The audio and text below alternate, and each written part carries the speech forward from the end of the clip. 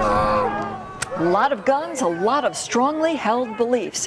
This April's Bundy Ranch showdown could easily have turned bloody. Hundreds of militia members and supporters of Bunkerville rancher Cliven Bundy faced off against federal agents at a BLM cattle roundup. Metro officers say guns were pointed at them. They told us they feared for their lives because of the firepower, and the crowds were taunting them as they formed a line between the BLM and the protesters. Bundy's supporters said they were fighting excessive federal overreach. Bundy believes that states' rights trump federal authority. He's been using government land to graze his cattle and owes more than $1 million in fees and penalties. Lauren Rosella continues our week-long series on public lands and went out to speak with Cliven Bundy last week. Go home, get a job! Go home! BLM, go home! On April 12th, more than 400 Bundy supporters and militia members made their way over the hills of Bunkerville. They came within feet of an armed BLM compound, chanting for the release of rancher Cliven Bundy's cattle. The cattle had been rounded up after Bundy allowed them to graze illegally on public lands for the past 20 years. Push them back up at the gate. We're going to work to release these cattle. Under the threat of the firepower in the crowds, the BLM released the cattle and left in trucks, aided by Metro Police. I understand. We're talking about cattle, not human beings. Oh, we know. Now an FBI investigation has been opened into what happened the day of the standoff, where Metro Police say guns were pointed at officers and federal agents. Well, I still run about 500 head of mother cows. Today, Bundy insists it was never his intention for his supporters to try and storm the gate. But I really wasn't expecting the people to actually go face them. After gaining a national spotlight, I'll do whatever it takes to gain our liberties and freedom back. with news coverage around the country, Bundy now says he's maintained a massive support base, and the interview requests just keep coming. He tells me he gets at least one a day.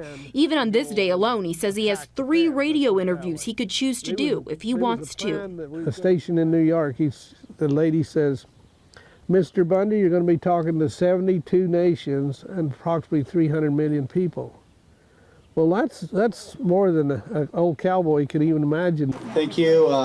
We asked Bundy if he feels he is now the leader of the crusade for states' rights. He insists he's just a rancher, but one in a unique position. I'm in a position, whether I like it or not, of leadership. And why are you out here asking me these questions if I'm not important? Do you see yourself even as becoming a martyr for this cause? I'm not seeking to be the leader.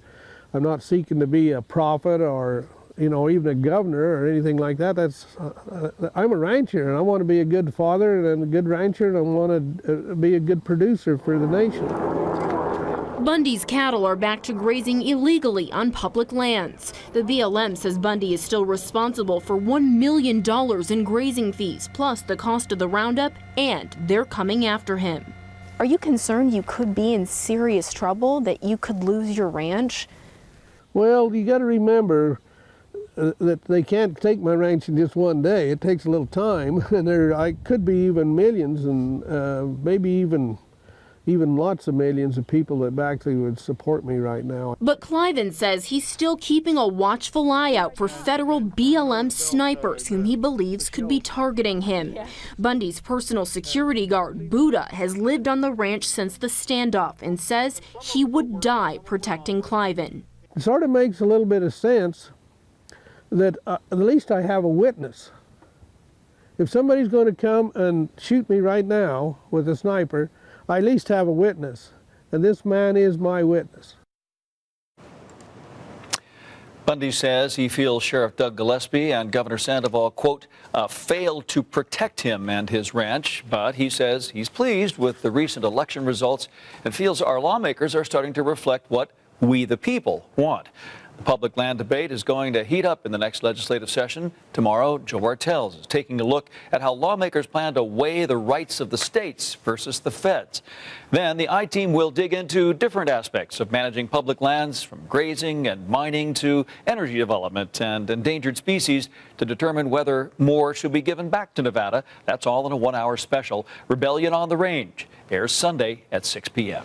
You can learn a lot more by heading to 8newsnow.com. We have an elaborate infographic history of public lands in Nevada. Just look for the banner, Rebellion on the Range.